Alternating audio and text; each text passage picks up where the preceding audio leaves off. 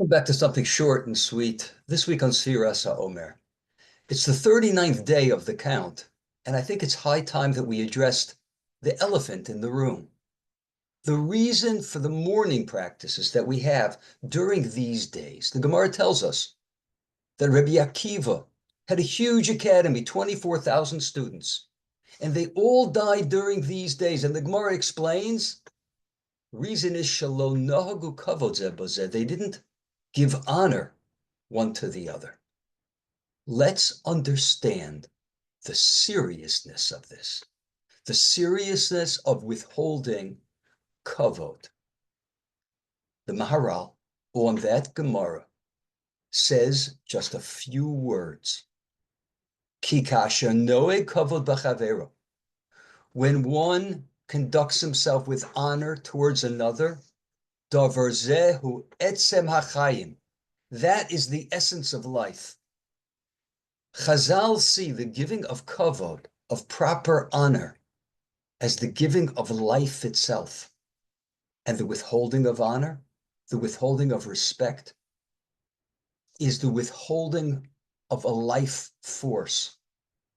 It is said in the name of the Alter of Slobodka that if one would take another's honor and there is no one to give honor to that person, the person would immediately die. There is no life without kavod. There is no life without one's personal dignity.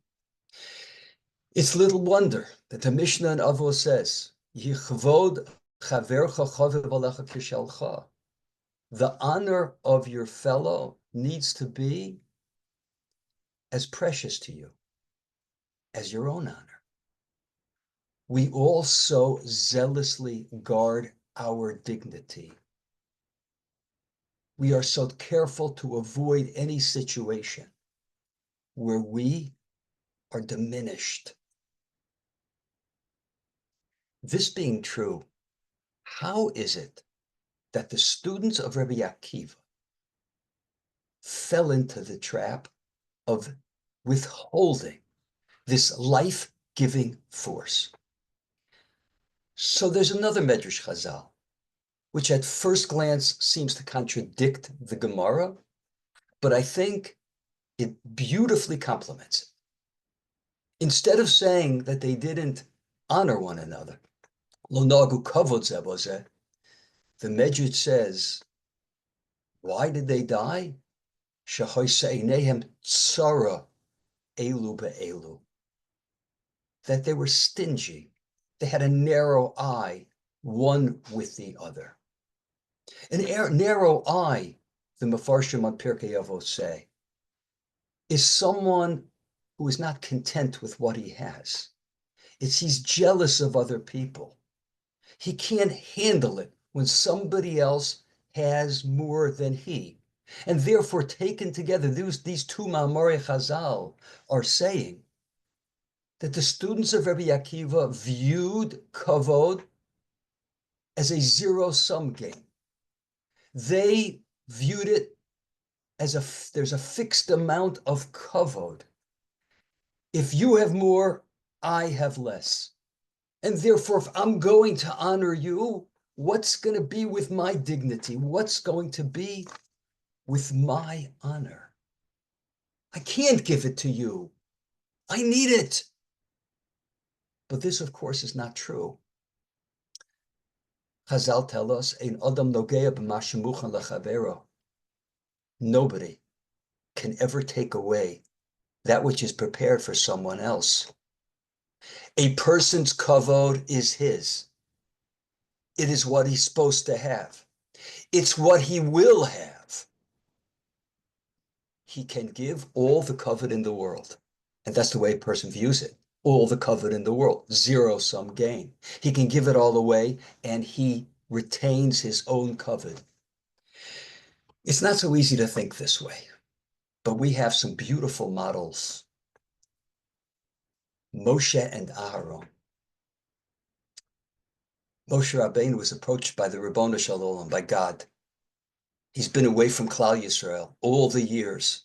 He's presently in Midian.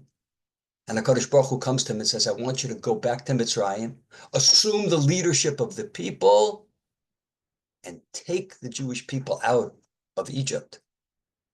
And Moshe Rabbeinu, for 7 days, he argues, so to speak, with the Ribono Shel Olam. And he says, Ribono Shel Olam, I can't do that because I'm going to hurt Aaron. Aaron's been the leader of Klal Yisrael all these years, decades. I'm his little brother. He's close with the people. I never was. I grew up in the palace. I'm going to walk in and take it away from him. I can't do that. You don't want me to do that. 7 days. And the Ribono Shel Olam says to Moshe Rabbeinu, you don't understand. Aaron v'rocha b'sorach b'libo. He's going to see you and he will rejoice. He will be overjoyed with your success. Moshe Rabbeinu, for his part, was the exact same way. This is the way the Medrash describes it so beautifully. You know, Psalm 133. Hine matov umanoim, shir hamalos leDavid. Hine matov umanoim sheves achim gam yachad. How beautiful it is when brothers get along with each other. Brothers live together. Keshemen hatov al harosh, David HaMelech goes on. Like precious oil on the head. Yored al hazokon, which is flowing down over the beard. Zakan Aaron, the beard of Aaron.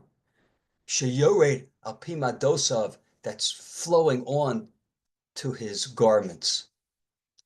The Medrash asks, why is the word beard, why is it repeated? Why is it said twice? Yored al hazokon, zakan Aaron. It could just say Yored al zakan Aaron. It's flowing on the beard of Aaron. So the Medrash answers, when Moshe Rabbeinu saw the anointing of Aharon as the Kohen Gadol, he was being anointed. And when he saw the oil from that moment dripping down, he saw it as if he was being anointed. Now, mind you, Moshe Rabbeinu was originally the Kohen. The job of being the Kohen Gadol was being taken away from Moshe and it was being given to Aaron. But he rejoiced, says the Medrash, as if he was the one who was being anointed. It's possible to recognize that somebody else gets covered. That's a beautiful thing. And that's not going to detract from me at all. If you think about it, we know it's to the contrary. We know that the more someone gives kavod, the more that person is mechubad. Again, it's a famous Mishnah. Eza mechubad. Who is one who is worthy of honor? Who is one that's honored? Hamachabed esabrios. He honors other people. And the Mefarshim, the commentaries, give two incredible interpretations of that. When people see that you are giving honor, they say, whoa, that person is honorable. That person goes out on the limb. He's willing to do that. And they appreciate it.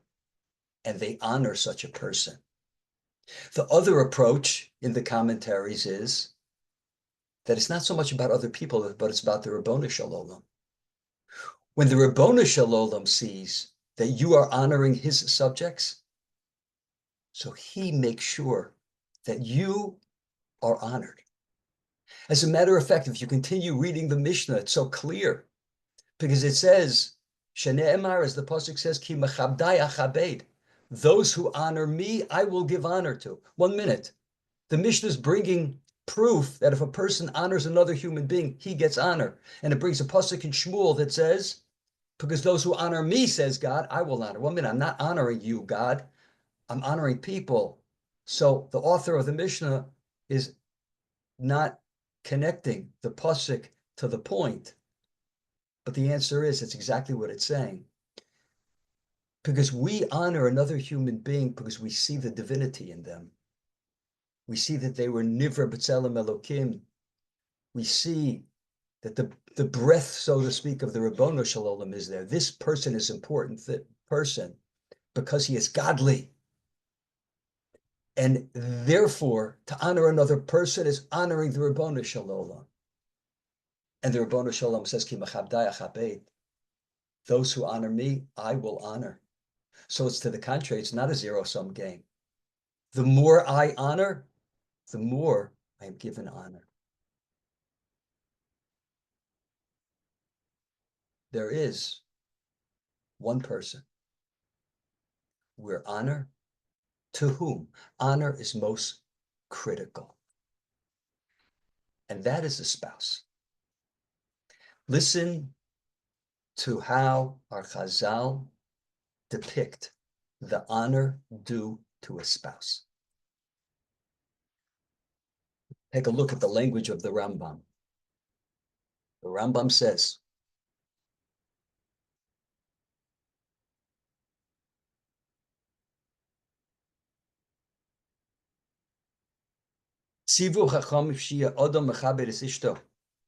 a person should honor his wife, yoser migufo, more than he honors himself.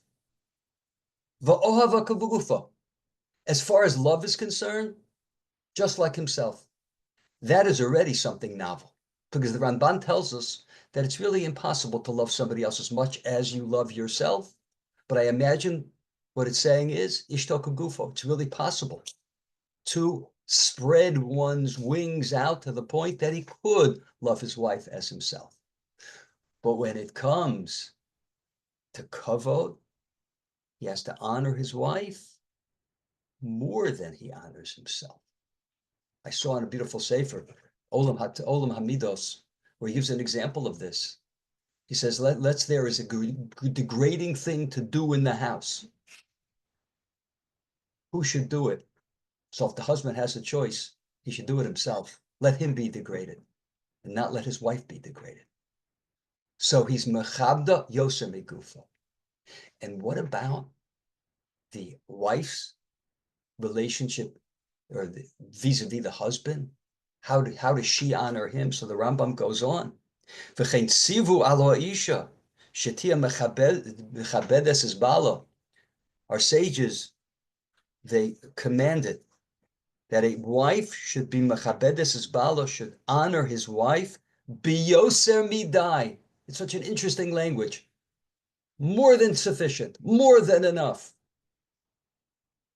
I think perhaps the pshat is, very often a wife will say about her husband, he's deserving of honor. What does he do? He sits on the couch, he watches football games, and he drinks beer. Like, oh, what? I should honor him. Look how hard I work. I'm going to honor him. So the halacha comes along, and the halacha says, honor him, biyoser idai. We have learned how critical honor is. It's a life force. It's the air that somebody breathes. One more point on this honoring of a spouse. I was once at a Purim party. I was having a wonderful time. Fellow comes over to me. Fellow's married 2 or 3 years. And he was as drunk as a skunk. And he started saying some very nice things to me. And I turned around and I gave it to him right back. He's a wonderful, wonderful fellow. And I said some very nice things about him. And as I'm talking, he sobers up. He gets very serious. And he says, can you go tell my wife this? Come tell my wife this. I was overcome with such sadness. And to this day, whenever I think about that story, I get very, very sad. That is a story of when a person is not shown kavod. Kavod that he desperately needs.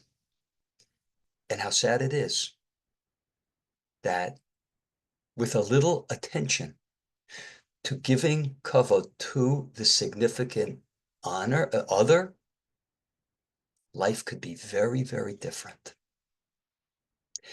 The students of Rabbi Akiva died because lo nohagu kavod ze bazeh.